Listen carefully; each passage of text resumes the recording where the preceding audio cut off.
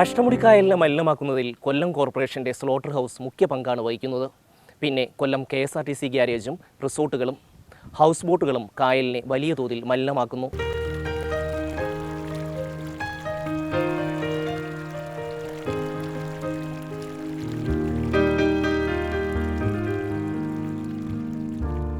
മലിനീകരണമാണ് കായലിൻ്റെ തീരാശാപം.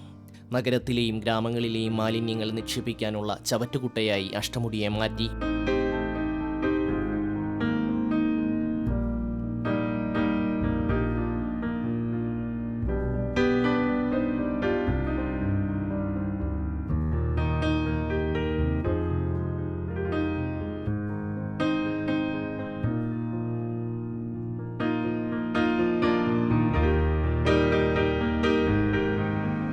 കൊല്ലം KSRTC bus സ്റ്റാൻഡിന് മുന്നിൽ അഷ്ടമുടിക്കായൽ കാളന്തിയായി മാറിയിരിക്കുന്നു.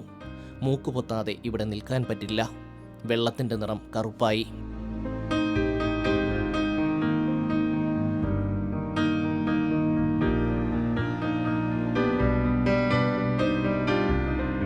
KSRTC ഗ്യാരേജിലെയും കൊല്ലം ജില്ലാ ആശുപത്രിയിലെയും എല്ലാ മാലിന്യങ്ങളും കൊണ്ടുതള്ളാനുള്ള ഇടമായി അഷ്ടമുടിക്കായൽ.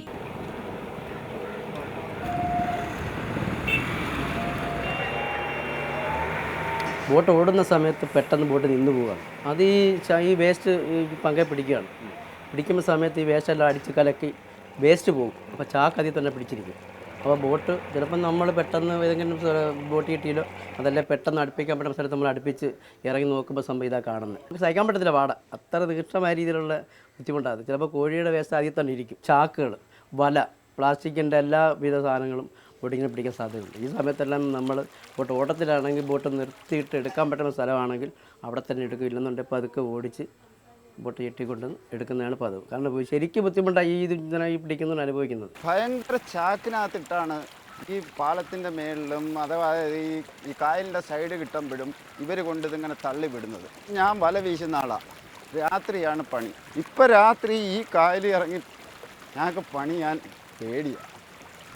അത്രയും മാലിന്യമായിപ്പോയി. ഹൗസ് ബോട്ടിലായാലും അല്ലാതെ മറ്റാളുകൾ എന്തെങ്കിലും ഫംഗ്ഷനോ കാര്യങ്ങളോ ഒക്കെ നടക്കുന്നവർ ഇതെല്ലാം കൂടെ ശേഖരിച്ച് കൊണ്ടുവന്നുകൊണ്ട് ആ പാലത്തിൽ വന്നിട്ട് ഇതള്ളിയിട്ട് ചിലപ്പോൾ രാവിലെ വരുന്നുണ്ടെ ചാക്കുകെട്ടുകൾ ഇങ്ങനെ നിരന്ന് കിടക്കും. ചിലപ്പോൾ ദുർഗന്ധം കൊണ്ട് ഇവിടെ ഇരിക്കാനൊക്കാത്ത അവസരം വന്നു നമ്മൾ പിന്നെ കഴുക്കോലിനൊക്കെ തള്ളിവിടും. ആ ഗതി അനുസരിച്ച് അത് ഒഴുകി മാറും. എന്നിട്ട് ഒരു ഒഴിഞ്ഞ ഭാഗങ്ങളുണ്ട്, അവിടെ വന്ന് മൊത്തമായിട്ട് അടിഞ്ഞു കയറി കിടക്കും.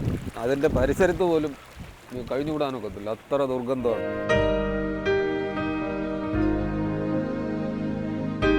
കൊല്ലം കോർപ്പറേഷന്റെ അറവുശാലയാണ് അഷ്ടമുടിയെ മലിനമാക്കുന്നതിൽ മുഖ്യ പങ്ക് വഹിക്കുന്നത്.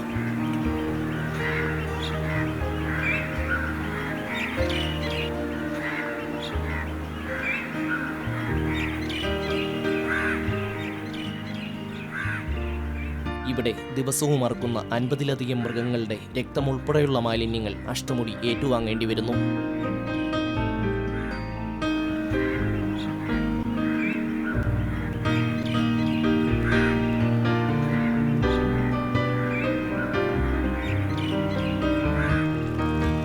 ഈ ഹൗസ് ബോട്ടിൽ വരുന്ന ഗസ്റ്റ് നല്ല രീതിയിൽ ഫുഡും കഴിച്ച് നല്ല രീതിയിൽ ഉല്ലസിച്ച് നല്ല കാഴ്ചകളും കണ്ട് നമ്മളിവിടെ വരുമ്പോൾ ലാസ്റ്റ് ഇങ്ങോട്ട് വരുന്ന അടുക്കാറാകുമ്പോഴത്തേക്ക് ഈ വാട കാരണം സ്ത്രീകളും കുട്ടികളും എല്ലാം മൂക്കിങ്ങനെ പൊത്തിപ്പിടിച്ചാണ് ഇവിടെ നമ്മൾ ഇത്രയും സർവീസ് ചെയ്തിട്ട് അതിനൊരു ഗുണമില്ലാതെ പോവുകയാണ്.